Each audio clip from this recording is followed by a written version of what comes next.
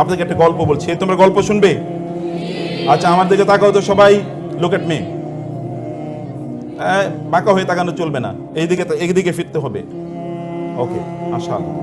জাবের ইবনে আব্দুল্লাহ রাদিয়াল্লাহু তাআলা আনহু, বয়স মাত্র 15। এখানে অনেক বাচ্চাদের বয়স আছে 15।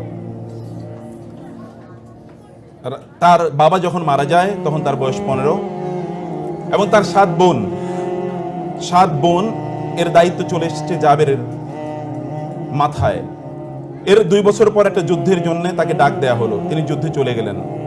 যুদ্ধ থেকে ফিরছেন, রাসূলুল্লাহ সাল্লাল্লাহু আলাইহি ওয়াসাল্লাম দেখলেন জাবের অনেক দূরে, অনেক পিছিয়ে, সবাই সামনে এগিয়ে যাচ্ছে। রাসূলুল্লাহ সাল্লাল্লাহু আলাইহি ওয়াসাল্লাম সবাইকে বলেন, একটু থামেন, তোমরা একটু থামো, একটু স্লো যাও। জাবেরের মধ্যে রাসূলের প্যারালালে চলে আসলেন। রাসূল জিজ্ঞেস করলেন, জাবের এত দেরি কেন? বলে, ইয়া রাসূলুল্লাহ, আমার ওটটা তো একটু দুর্বল। এই কারণে। তোমার উট দুর্বল কেন? ইয়া রাসূল, আপনি তো জানেন আমার বাবা যুদ্ধের ময়দানে শাহাদাত বরণ করেছেন, আমার 7 বোন আছে, আমার ফ্যামিলিতে আর কেউ ইনকাম করার মতো নাই, আমার বাবা এইটুকু সম্পত্তি রেখে গেছেন, এই দুর্বল উটটি, এর চেয়ে শক্তিশালী কোনো কিছু নাই। রাসূলুল্লাহ সাল্লাল্লাহু আলাইহি ওয়াসাল্লাম দেখলেন যে তার জামায় একটা দাগ আছে। এটা কিসের দাগ? তৎকালীন মানুষের জামায় দাগ থাকতো, তারা পারফিউম, আতর ব্যবহার করতে এই দাগ থাকতো।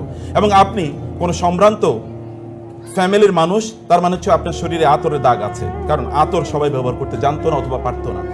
এটা কিসের দাগ? ইয়া রাসূলুল্লাহ, আমি বিয়ে করেছি। সেই সময় রাসূলুল্লাহ সাল্লাল্লাহু আলাইহি ওয়াসাল্লাম তার বিখ্যাত সেই কথাটি বলেছেন, তুমি কাকে বিয়ে করেছো?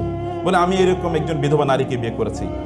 তুমি কেন একজন যুবতী নারীকে বিয়ে করলে না? তুলাইবুকা ওয়া তুলাইবুহা, তুমি তার সাথে একটু আনন্দ করতে পারতে, সে তোমার সাথে আনন্দ করতে পারতো। বলি, ইয়া রাসূলুল্লাহ, আমার 7টা বোন, এই বোনদেরকে লালন পালন করার জন্য আমার একজন দায়িত্বশীলা নারী দরকার ছিল, এবং এই কারণে আমি তাকে বিয়ে করেছি। রাসূল তাকে ইন্টারনালি মারহাবা জানালেন, তুমি big choice, great choice you have made.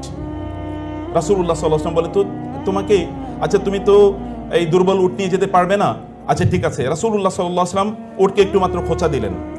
এটা এমন একটা আঙ্গুল, যে আঙ্গুল যদি আকাশের দিকে কেবল এতটুকু কেবল ইঙ্গিত করে, তাহলে আকাশের চাঁদ দ্বিখণ্ডিত হয়ে যায়। এমন একটা আঙ্গুল, যে আঙ্গুল যদি কোথাও কেবলমাত্র এতটুকু পানির মধ্যে ডুবায় বা চুবিয়ে দেয়, এটা হতে পারে যে 1 লোটা বা 1 বদনা পানি, কিন্তু 1700 বা 1600 লোক ওইখান থেকে গোসল করার পানি পায়, তারা পানি পান করার মতো পানি পায়, এবং তারা পানি প্রিজার্ভ করতে পারে যে পরবর্তীতে পানি তারা ব্যবহার করবে। কিন্তু পানি ছিল মাত্র 1 লোটা। 1400 লোক খায় যে এমন এক আঙ্গুল, যে আঙ্গুল কেবলমাত্র বলেছে এতটুকুই কেবলমাত্র খাবার আছে, একটা ছোট্ট পাতিলের মধ্যে অল্প একটু মাংস আছে আর অল্প কয়েকটা রুটি আছে। তিনি বলেছেন, আমি হাতটা রাখলাম, তোমরা এবার নাও।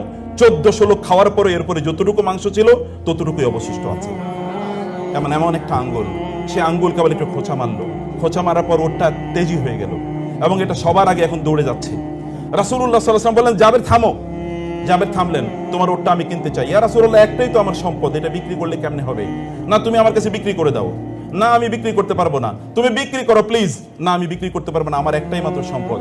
রাসূলুল্লাহ সাল্লাল্লাহু আলাইহি ওয়াসাল্লাম 10 বার বললেন তাকে, তোমার এটা বিক্রি করে দাও। মাত্র তার বয়স মাত্র 17। এখনকার যুগের বাচ্চাদের বয়স 17 হলেও তারা যতটুকু ম্যাচিউরড, তৎকালীন বাচ্চারা ইন্টেলেকচুয়ালি আর অনেক বেশি ম্যাচিউর ছিল। আমাদের বাচ্চাদের ম্যাচিউরিটি একটা ভিন্ন জায়গায়। আপনারা এবং আমরা ভয়াবহভাবে একটা ডিস্ট্রাকশনের ওয়ার্ল্ডে বসবাস করছি, ভয়াবহভাবে একটা ডিস্ট্রাকশন। কোন এক সময় পাপ করার জন্য আপনাকে অনেক দূরে